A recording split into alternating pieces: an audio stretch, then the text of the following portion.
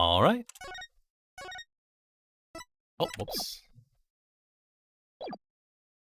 Continue.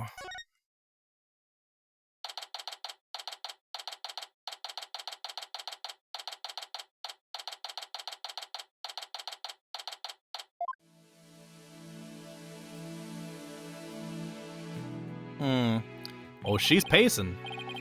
You okay, Athena? You've been really antsy ever since we got here. I'm just excited. This is my first real court case after all. Yeah, a real ball of excitement she is. I know just what she needs. Some cords of steel. Athena! Didn't you ever learn about indoor and outdoor voices? Just trying to show you the best way to relieve your pre-trial jitters. By scaring the daylights out of me? No, I feel like shouting, "I'm fine," in a loud voice really relieves stress. It's part of my cords of steel voice workout, and a must before every trial. You want me to shout? Here? That's right, here. I'll go first, then you try. I'm Apollo Justice, and I'm fine. All right. I'm Athena Sykes, and I'm fine. I think that actually worked. I thought it might help. Always works for me. An old friend of mine from junior high. Oh, an old friend of mine from junior high and I say it all the time. I see, a proven remedy to calm the soul. I like it. Hey, how about we finish off with a race around the courthouse? The point is to relieve stress, not to get totally exhausted. What's with all the racket, you two? Ah, Mr. Wright. Just a little voice workout. Hey, what's with the suit? Oh, this? I was thinking about getting my attorney's badge back, that's all. That's all? That's huge news. But why now? I have a feeling I'll be needed in the courtroom again sometime soon. But we can talk about that another time. Oh, no fair. Inquiring minds want to know. Wow. So used to him in his usual laid-back clothes. Look, 3D hobo Wright.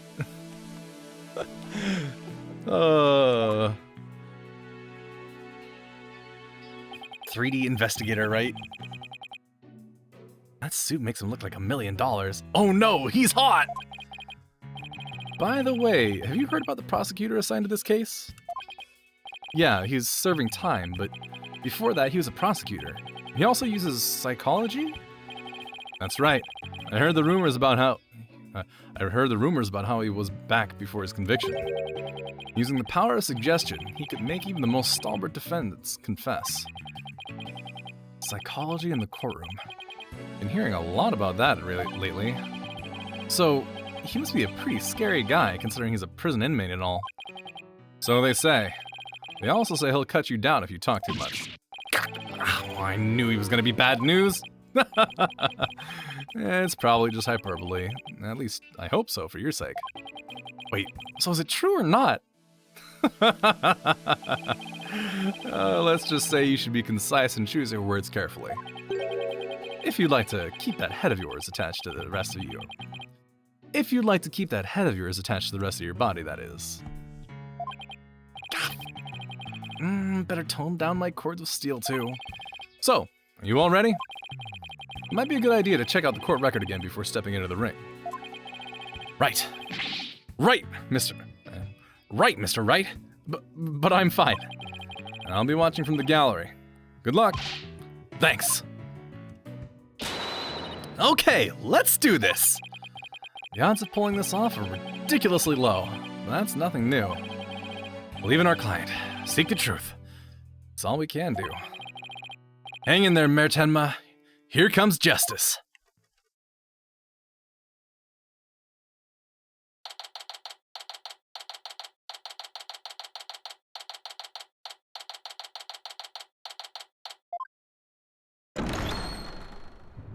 Day 1. Court is now in session. All rise. It's Enma Dio!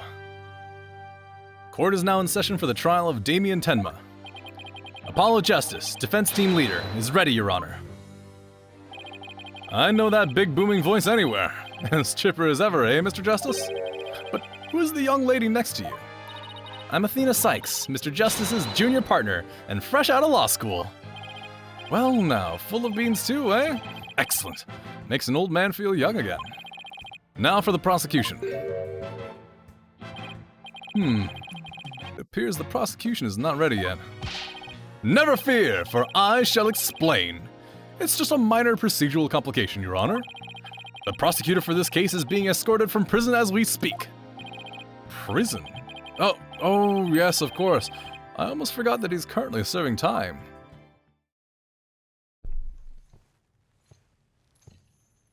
Anime. Yup, Prosecutor Blackwell's an inmate. He sure is.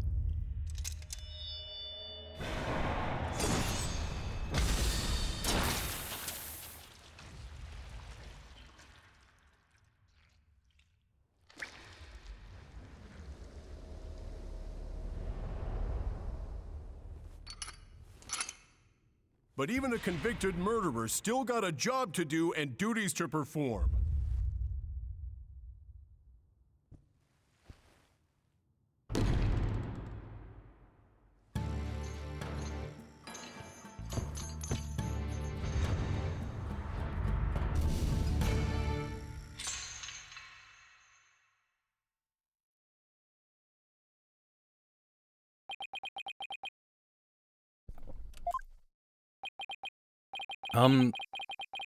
Who's that with his back to us over there?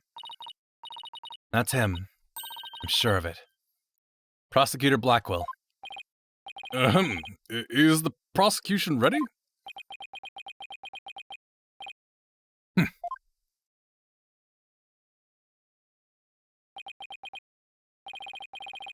Enough jabbering. Get on with it already. Of course, forgive me. Why are all the people related to this case so scary? Very well, Prosecutor Blackwell. Your opening statements. What's the matter? Oh, he's got those chains and he's tapping his forehead. Must we continue to fritter away time like this?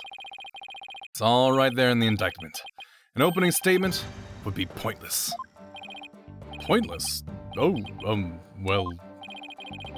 Looks like the cat, or in this case, the prosecutor, has the judge's tongue. But we need an opening statement as an overview of the case at hand.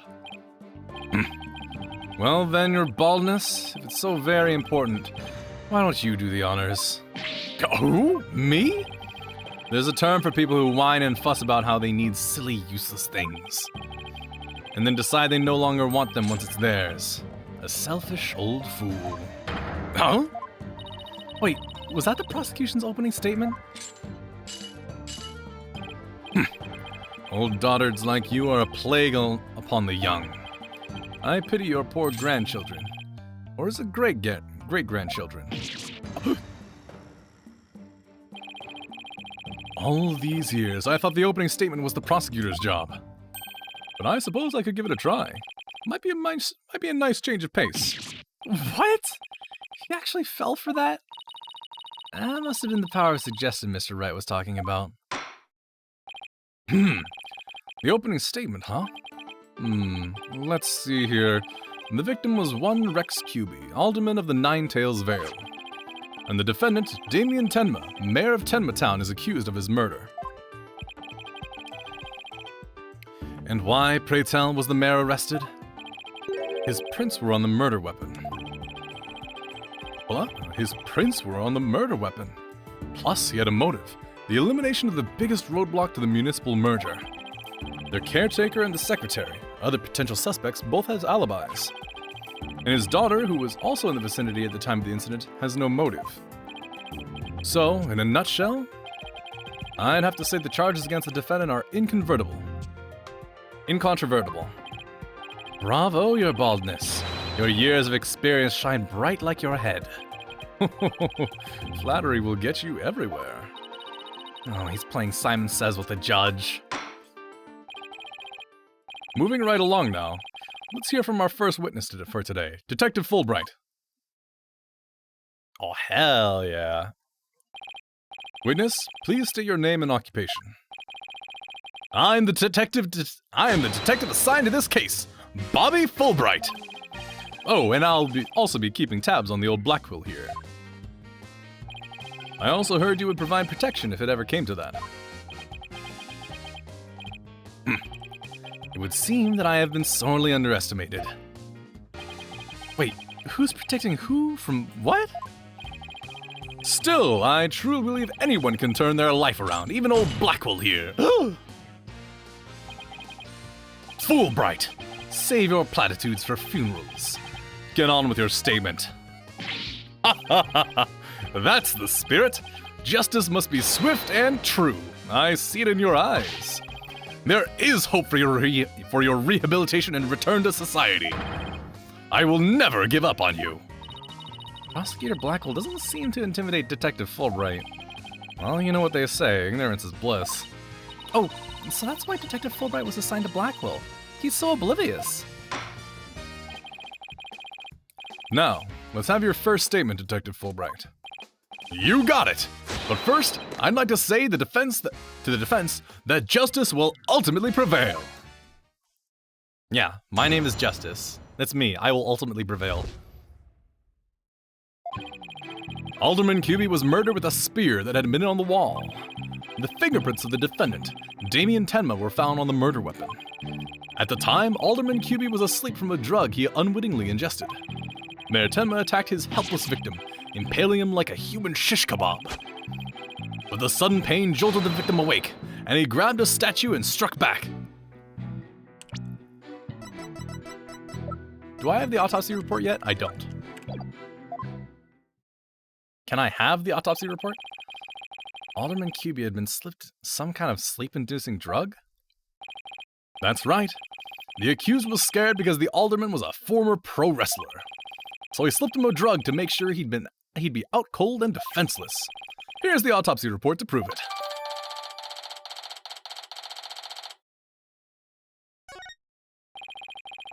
And the victim managed to attack his attacker despite being impaled by a spear? That's almost superhuman. Is it even possible? Well, he was a former pro wrestler after all. That spear was probably nothing more than a mosquito bite to him. Objection! Not so fast. Don't try to brush it all off by saying the alderman had been a pro wrestler. Do you really expect us to believe he could fight back after being skewered by a spear? Never heard of the incredible feats of which man is capable of in a pinch, have you? Like the samurai of yore, wrestlers can battle through intense pain. It sharpens their senses. I used to talk about it with a former wrestler I met in the clink. I don't know. It still sounds a little far-fetched. Does it now? Then perhaps we should test the theory on you with the edge of my blade. I didn't sign up for this.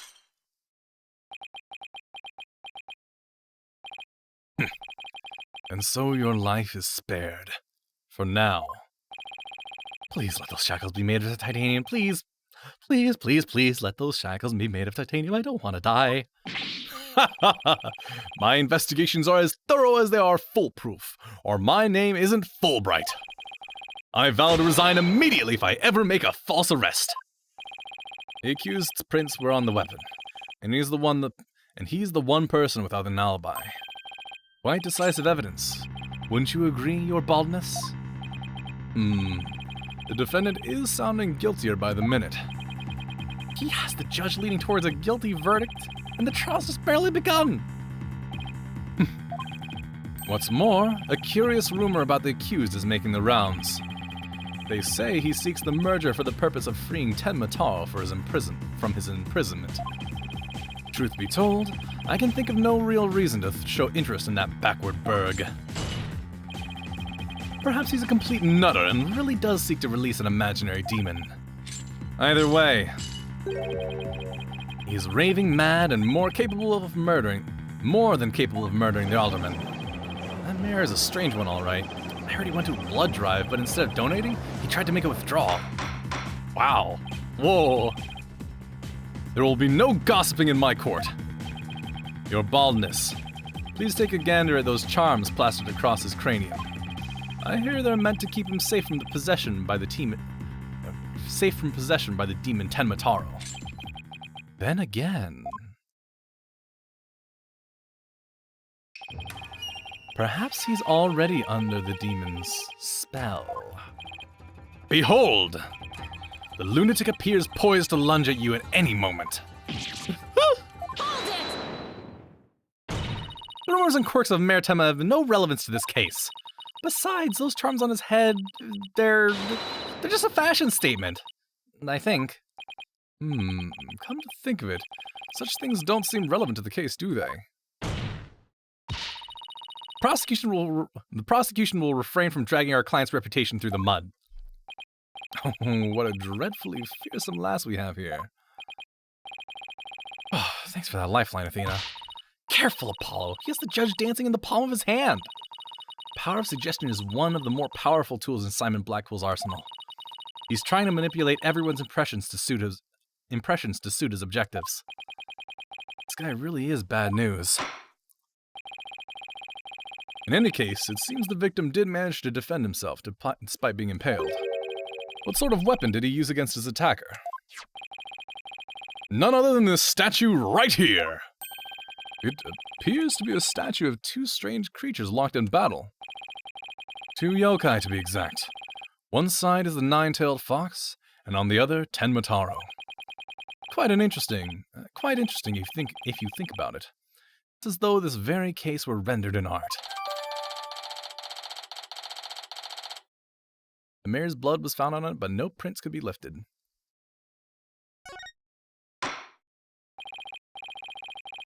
Mr. Justice, you may proceed with your cross-examination. Ooh, maybe I should tighten my voice a little bit for the judge. Get a little bit more raspy. Maybe not that kind of rasp. Well. Let's, real quick, look at that autopsy report. Stabbed with a spear, estimated time of death around 3:20 p.m. The victim had been in a drug-induced slumber.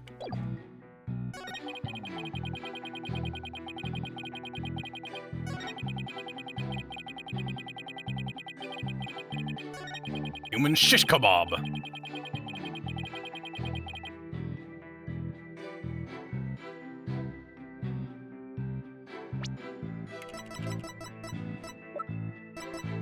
So, you guys didn't do like a urinalysis of the mayor at all? To see if he had any sleeping drugs in his body as well? Well, let's toss this right back at you right now. Did the alderman really strike the mayor? What? Are you questioning my sense of justice? Your so-called justice needs to find itself a pair of legs to stand on. You claim the alderman struck back after the mayor put a spear through him. But the statue he supposedly used to defend himself creates a major hole in your theory. It would appear the defense has a counter-argument. Very well. Let's hear what the defense thinks is odd about the detective's statue theory. There are no fingerprints. There are no fingerprints on this supposedly crucial piece of evidence. And if you look at the crime scene photo, you'll notice that the alderman isn't wearing gloves. Yes, I believe he is quite gloveless indeed. If he touched the statue with his bare hands, he should have left some fingerprints. Detective Fulbright, you did take that into account during your investigation, didn't you? Ah! This can't be happening! Did I arrest the wrong man? One piece of evidence and he's already falling apart. You did it, Apollo! You knocked Detective Fulbright off his high horse. Well, it's just 1 point in our favor. Who do you suppose clubbed the mayor if it wasn't the alderman? Well, if it wasn't the alderman, that means someone else must have clubbed the mayor. You mean there was a third party there in the Fox Chamber? Exactly. And this could be the big break we've been looking for. We just started this case. I mean, I guess from my perspective, it's like, oh yeah, this is a little soon to say a big break, but you know. There does seem to be a hole in the prosecution's argument. Prosecutor Blackwell, would you care to respond to the defense's assertion? least you could do is look at me while being dismissive. Your mind is as dull as an unhoned blade, Justice Dono. Justice Dono? He's been watching too many samurai flicks. It will take far more than that to cut down Simon Blackquill. A whelp such as you has no hope against my superior swordsmanship. This is a trial, not a sword fight, Prosecutor Blackwell. There's a perfectly good explanation for the lack of prints on the statue. You might recall that blood-stained cloth found at the scene of the crime. Well, it just so happens that the blood was the mare's. So, what are you getting at? Hone your mind, boy. Why was there blood on that cloth? Solve that riddle, and you shall see the hole you thought you found. You shall see that the hole you thought you found is but an illusion. Now let's see. How was that cloth used? Was it used? Apollo, he's using suggestion on you. Don't let him do it. Maybe the cloth was used to wipe as much of the mare's blood off as possible off the statue. And in the process, the culprit inadvertently erased the alderman's fingerprints as well. Objection! But the mayor did not bother to wipe away his own fingerprints on the murder weapon. Why would he wipe down one weapon but not the other? Careful now. Use what little brains you have left before you speak. Give me a do-over on that one, please. Now, let's see. How was that cloth used? Was it used?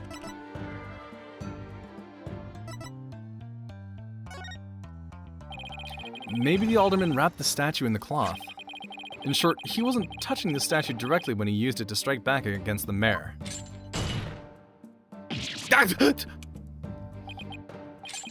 Precisely. Bully for you, boy. It was nothing. Apollo, don't let him start manipulating you two. You just closed the hole for the prosecution. I did?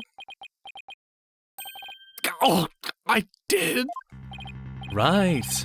That was a statue wrapped in... That a statue wrapped in cloth would leave no fingerprints is as plain as day. But this also proves there were no holes in our theory.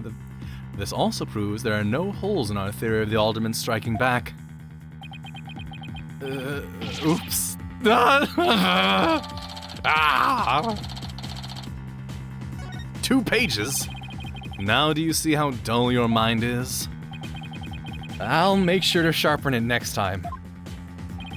A particularly frightening inmate once told me that he always tenderly honed his blades before he went to work, like the samurais of yore. Samurai? Sounds more like a homicidal maniac to me.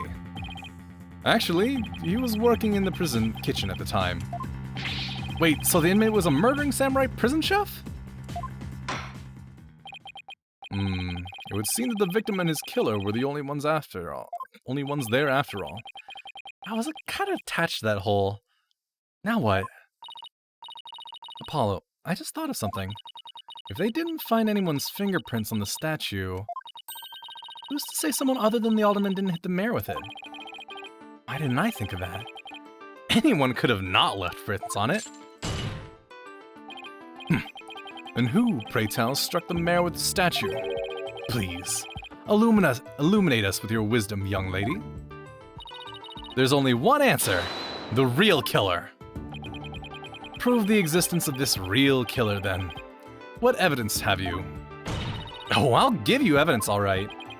Athena, are you sure about this? To borrow your words, Apollo, I'm fine. Take a look at this. Black feathers and tracks, allegedly from a yokai, were found at the scene. I believe they're from the third party who struck the mayor with that statue. Is the defense actually suggesting some sort of monster killed that alderman? And that's exactly what I'm suggesting. That's exactly what I'm suggesting. No, Athena, you just lost what little credibility we have left. Sorry. Guess I got a little carried away. Mr. Justice, we've no time to deal with objections between members of the defense. Sorry, Your Honor. It's just, this kid's still, well, a kid. Ouch. You meanie, I'm reporting this to Mr. Wright. So, is this court to believe the feathers and tracks are from a yokai, as you put it? No, Your Honor. I believe they're a fabrication. The real killer wants us to believe some sort of monster murdered the alderman. Interesting. And why do you suppose the killer would do that? Why indeed? Mr. Justice, you seem as new to this as your partner is. I'm not reporting Mr. Wright. Oi, fool Bright. Explain to his baldness what these brats are missing. You know, the who and why behind those feathers and tracks. What? You mean you can explain all that? Our investigative prowess is without equal. I'm starting to think I chose the wrong profession. Very well. Let's hear about those so-called yokai feathers and tracks.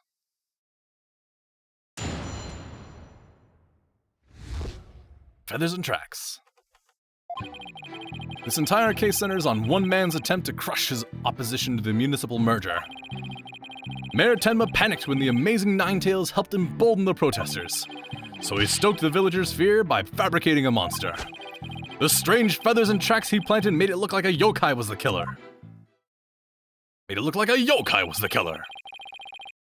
Those feathers and tracks stoked the villagers' fears? Absolutely. He knew exactly how to prey on their superstitious minds.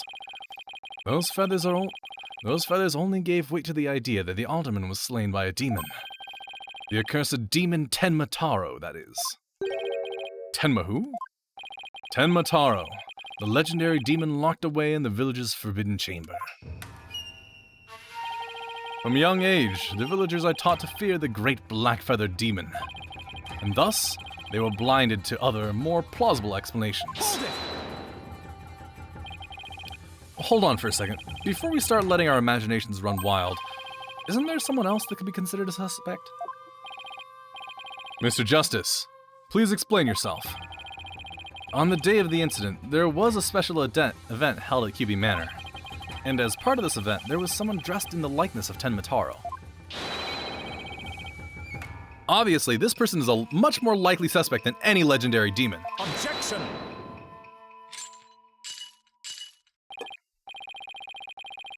Dollard, you are playing right into the killer's mind games. What? Listen here. The feathers and tracks were merely red herrings. The villagers believe the murder to be the work of the real Tenma Taro. However, the police believe that the person in the Tenma Taro suit is the killer.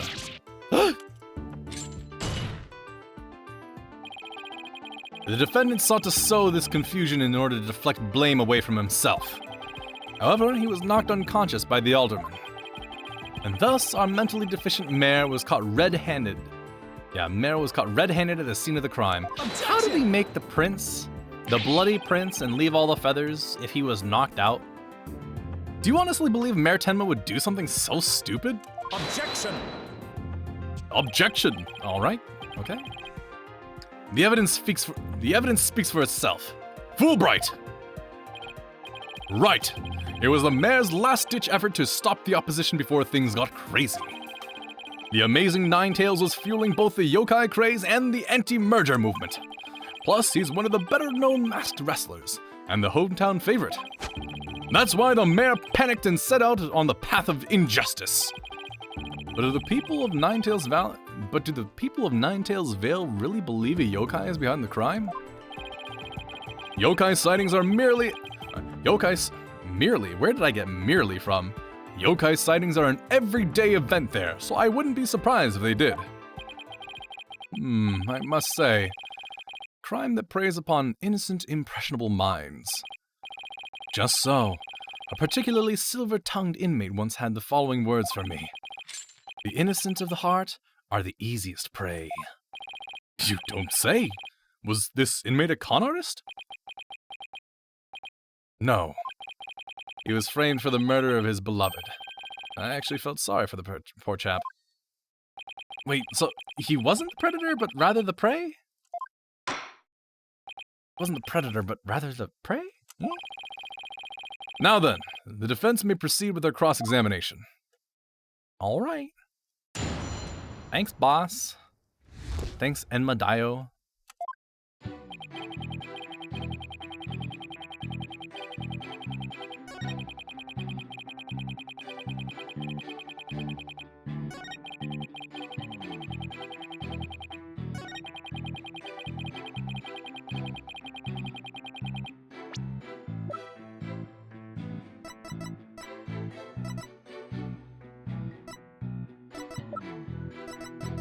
You know what? I'm just gonna press this instead of looking through my evidence. But it doesn't add up. If what you say is true, why top it off with murder? What do you mean? You claim that our client planted the yokai evidence to stoke the villagers' fears. If so, why not stop there? Why murder Alderman Cuby? Excellent point. It is, isn't it? So, Your Honor agrees there was no reason for the murder, correct? Perhaps the killing was on the spur of the moment. You're saying it wasn't premeditated? From the outset, I have no intention of paying heed to any of your babble. However, the fact is, the mayor made a startling discovery. A startling discovery? Oh, why don't I like the sound of that? Alderman Cuby's secret identity. Apollo. I think Prosecutor Blackwell has figured out the Alderman's secret identity. But even if he has, why would it be a motive for the mayor to commit murder? Oh, this is not good. This patch of fur was discovered at the crime scene. It's from the mask worn by the amazing Ninetails. Therefore, we can conclude that this mask was at the crime scene. Oh my. But why would it have been there? The victim was a former pro wrestler and a member of the anti-merger movement. Need I say more? Well, could it really be? Your baldness has had an epiphany, I see. Our victim, Rex Cuby, was the amazing Ninetails. And the mayor's discovery of this fact was his motive for murder.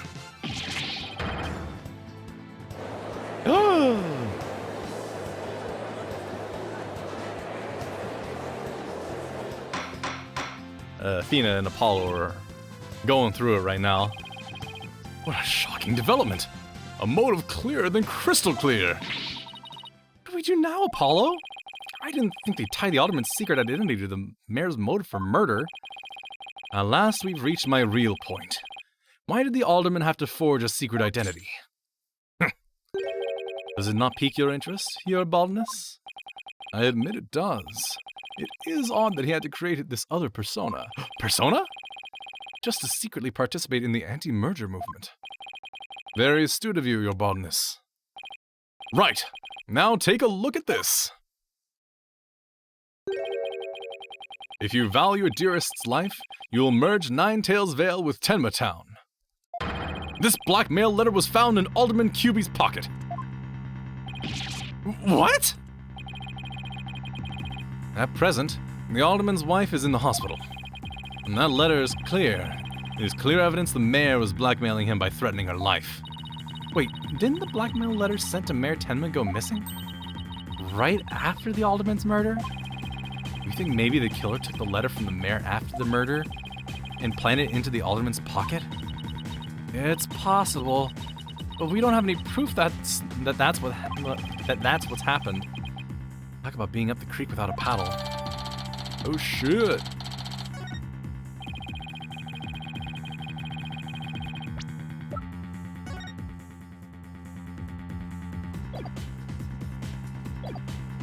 Mayor Tenma would have made a clean getaway if he had just left after planning the yokai things. But he was knocked out cold by his sudden decision to kill the amazing Ninetails. So, it was the amazing Ninetails' counterattack that brought the entire crime to light. Wait a sec. Wright's claiming that the mayor killed the alderman after planning the yokai evidence. And that the mayor was knocked out cold immediately after that? Detective Fulbright, please add your previous statement to your testimony. Mayor Tenma killed the sleeping alderman after planting the feathers in the tracks. Objection! With whose blood? Detective Fulbright, your sense of justice is anything but fair. What's this? You dare question my justice again? Yes, and I'm going to prove it to you. Take a look at this photo. This is the crime scene photo. And just what does it prove? It proves when the feathers and tracks were planted. But I already told you, they were planted before the murder. The defendant planted the yokai evidence, then was knocked out while killing his victim. But that would be impossible. If you look right here, it's clear when the feathers and tracks were left at the scene. 1. The tracks were made of blood. 2. The feathers are on top of the blood. Aren't you just pointing to the yokai feathers and tracks, Mr. Justice? Yes. See how the feathers are on top of the blood and the tracks were made in blood? In other words, the yokai evidence could have only resulted after the murder. Then the mayor must have planted the evidence after the killing the alderman. But you said it yourself. Their mayor had been knocked unconscious thereafter. There would have been no time for him to plant any evidence at all. Therefore, there must have been someone else besides the mayor and the alderman at the crime scene. There must be some mistake! There must be some mistake! I'm here! Whoa, big swing. Where's your evidence? You can't possibly have any, can you? Evidence? Oh, I have evidence. In fact, I have an eyewitness's testimony for you. You do? But how? Was my vaunted sense of justice really just half-baked? He's taking this really hard. Mr. Justice, what is this testimony regarding a third party that you claim to have? I have it right here, Your Honor. It's the sworn testimony of Mr. Tenma's daughter. The witness, Jixi Tenma, saw a yokai in the hallway after stumbling upon the scene. It was the demon Tenma Taro. He's the source of those feathers and tracks.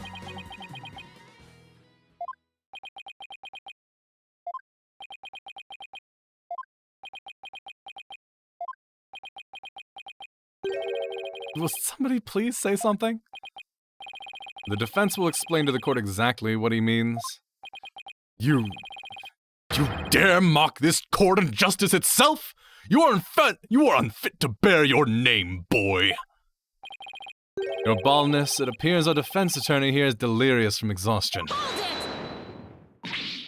Paul, think of something quick before you're held in contempt of court.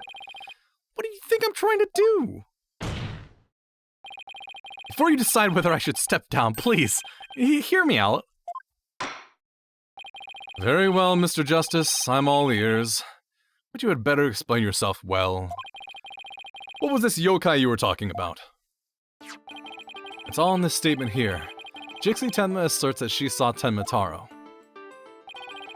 after she discovered the crime scene and called the police. She came around a corner in the hall. It was around here that she saw Tenma Taro fleeing towards the foyer. The defense asserts that whoever was impersonating this monster is the one who left those feathers and tracks behind, intentionally or otherwise. What? How incredibly unjust! Why haven't I heard about this before? The defense just proved there was someone else.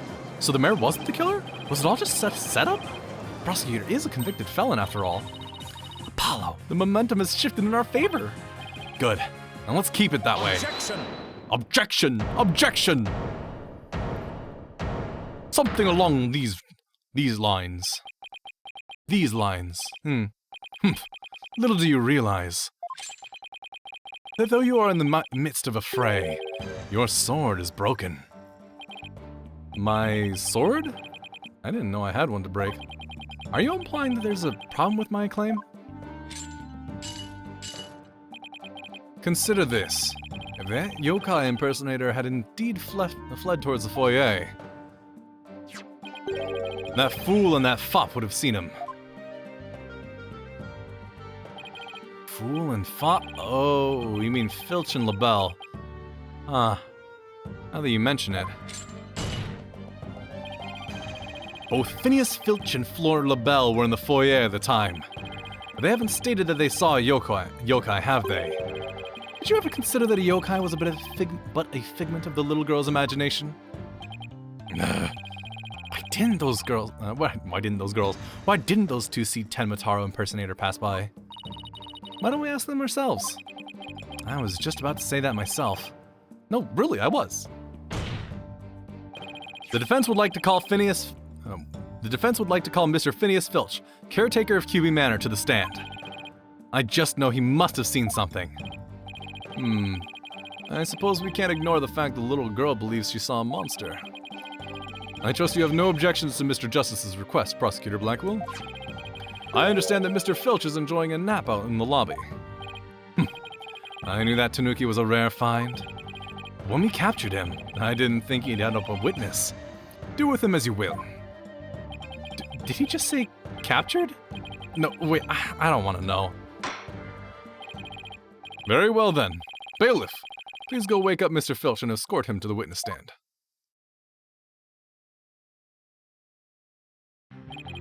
Will the witness state his name and occupation, please? The name's Filch. Phineas Filch, caretaker of QB Manor. Oh, and this is for you, your lordship. Just a little something I thought you might like. Oh my, what a fabulous pair of shoes.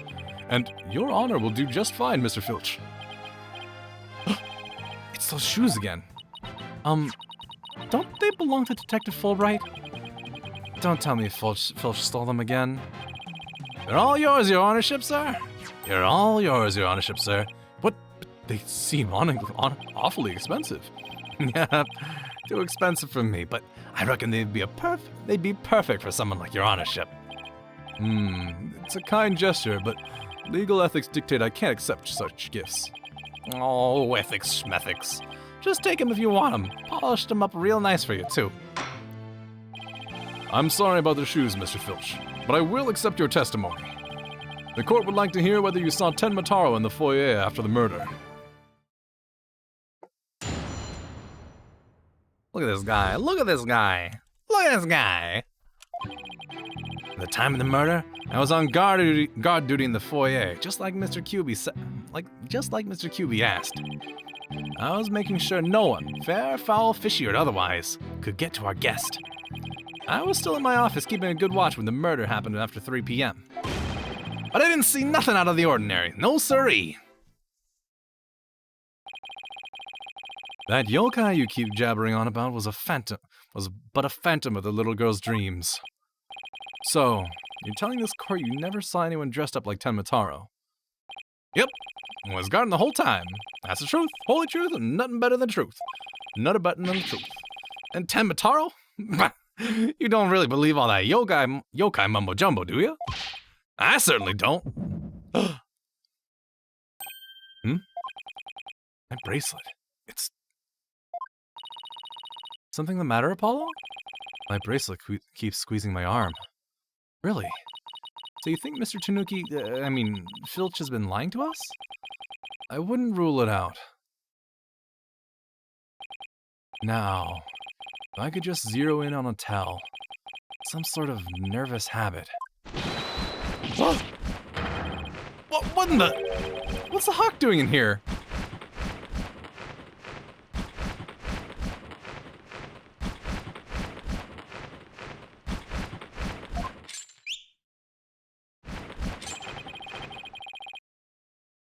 Allow me to introduce my trusty cohort, Taka. Taka. He seems to have taken quite a liking to the courthouse. Made it his new home, in fact. He doesn't live with you, in jail? He doesn't live with you, in jail?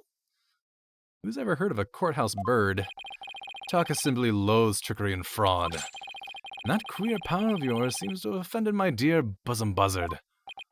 This isn't some sort of trick or...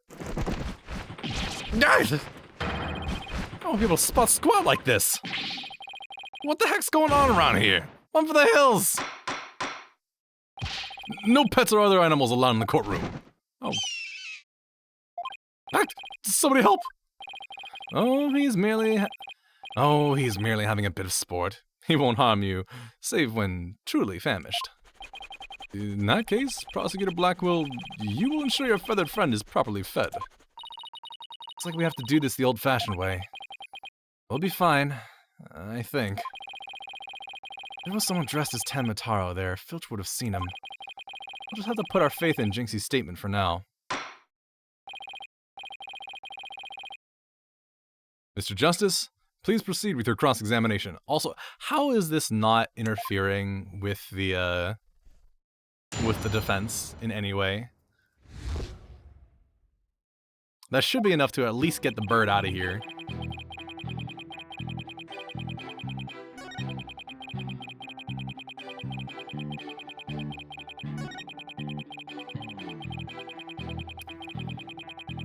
Yeah?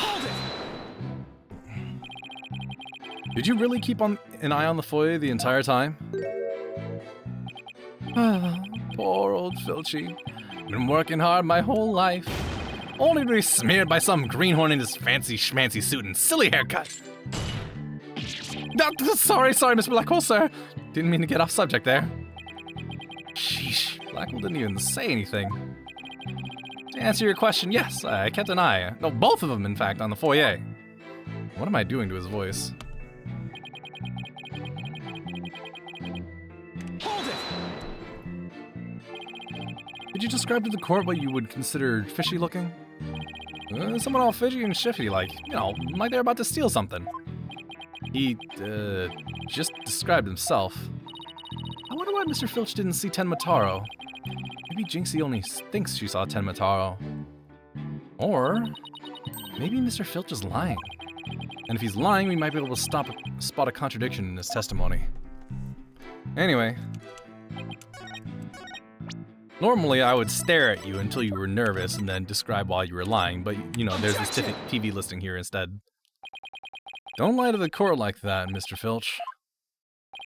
Hey, it ain't right to bushwhack a fella like that. Unfortunately for you, I have evidence that proves you're lying. If you look at this TV listing here, you'll see that at the time of the crime, there was a pro wrestling match scheduled. Something you'd never miss. I didn't watch that one. No siree. I was doing my job just like I was supposed to. This guy doesn't know when to give up. Mr. Filch, someone even circled the match. It was you, right? Not only that, you told me you watched it. You said, and I quote, "It was a complete disaster." So, do you admit to slacking off? You can't trick me with your Rudy Poo lawyer talk. I'm one of them professional types too. I can do double duty, watching TV and the foyer at the same time. The only thing Filch can claim to be a professional of is professional thief. Mr. Justice, you would have this court believe the witness was slacking off? That's correct. He claims to have been watching TV in the foyer at the same time. That's nothing but a bald-faced lie. Bald, you say?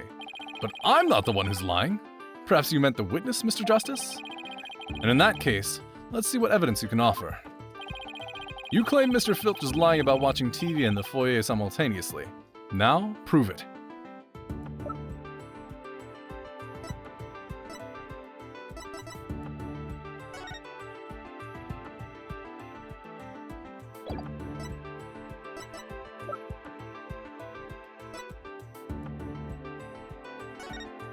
Oh yeah, because the TV is pointing into the corner. Take that! Please take a look at the direction the TV is facing in this diagram. Now, unless Mr. Filch has eyes where his right ear should be, I think it'd be impossible to watch the foyer entrance and the TV at the same time. Yes, somebody watching TV there couldn't possibly see the entrance. Exactly. And that means, Mr. Filch, you were slacking off and you were not watching the foyer as you claim. The bag's out of the cat. I mean, the other way around. He's on a box. It's an orange box. TF2 Half-Life and Portal all together. Mr. Justice, is Filch's less than stellar work ethic relevant to this case? It's very relevant, because while he was slacking off watching TV, there really could have been a Tenmataro impersonator in the foyer. Objection! Objection! What now? Granted, this Tanuki was lax in his duties, but he still had the foyer entrance covered. What are you talking about? This. I'm not a mind reader. Auditory sense. His eyes may have been slacking off, but his ears were still hard at work. Right, Tanuki? They were? I mean, yes. Yes, they were. But you already admitted to slacking off. Now you say you weren't? My eyes may be lazy, but my ears ain't. I would have heard anyone in the foyer. You see, the foyer floor and stairway get all creaky squeaky when someone walks on them. Creak, creak, creak. Loud enough to wake the dead, I reckon. So, you were saying... So, you're saying you didn't hear anybody walk by? Yep, my ears were working full time. So who's the liar now, you no-good shyster? A lying thief calling me a shyster. This has to be the low point of my fledgling career. Gotta hand it to you, Mr. Blackwell, sir. You really are something else. I mean, you don't miss a thing. And them bags under your eyes? They're darker than mine. Fair warning, Mr. Filch. Taka is particularly fond of Tanuki. Should you lie to this court again, you may suddenly find yourself on the menu. Yes! Please don't eat me, Mr. Taka, sir. The witness will henceforth testify truthfully under penalty. The witness will henceforth testify truthfully under penalty of painful bird attacks. And with that in mind, the court requests that the witness revise his testimony accordingly. New testimony. Ears working overtime. It's true. I was watching a pro wrestling match on the office TV. My eyes might have been slacking off, but my ears, they were working overtime. The floor there's all creaky squeaky like. No way I would have missed something walking by. So you see, there weren't no Tenmataro in the foyer. You know, this would be really easy if you just showed the camera footage that's clearly there. Superstition is the religion of feeble minds. Understand? A simple, rational explanation is best. Forget yokai, demons, and such. We must use common sense. For lacking that, our entire world would be upside down. Upside down. Says the convict prosecutor is totally a sign of the end of times for the legal world. Besides, if there weren't any yokai roaming about, I'd nab them and sell them to the zoo. I wonder whether Jinxie was just seeing things. That seems to be the general consensus, but I'm sticking to my guns. But if we can't prove she saw Tenmataro, the mayor's sure to be convicted. Then we'd better hope my guns fire bullets, not BBs.